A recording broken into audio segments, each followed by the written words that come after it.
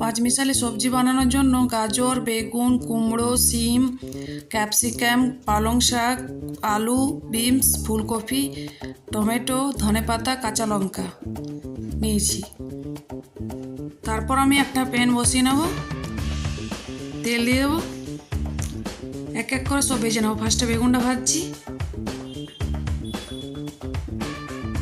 এক এক করে সব ভাজা হয়ে যাবে। তা ফুলকপিটা ভাজা হচ্ছে, তারপরে সব আলু, বিনস, গাজর ভেজে নিচ্ছি, ক্যাপসিকাম, সিম।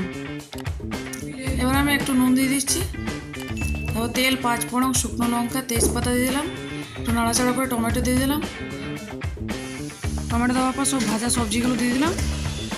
ভাজা সবজিগুলো দেওয়ার পর জিরে ধনে গুঁড়ো, নুন, হলুদ, কাশ্মীরি লঙ্কার গুঁড়ো, একটু আদা গ্রেট করা দিয়ে দিলাম, নাড়াচাড়া করে কাঁচা লঙ্কা দিয়ে দিলাম, পালং শাক, তারপরে আমি একটু জল দিয়ে দিলাম, ঢাকা দিয়ে দিলাম। তারপর একটু মটরশুঁটি দিয়ে দিলাম, তারপর আবারও ঢাকা দিয়ে দিলাম। তারপর আমি 1 চামচ চিনি দিলাম। আপনারা চাইলে চিনি দিতেও পারেন, নাও দিতে পারেন। চিনিটা দিলে কী হয়, স্বাদটা বেশ ভালো হয়।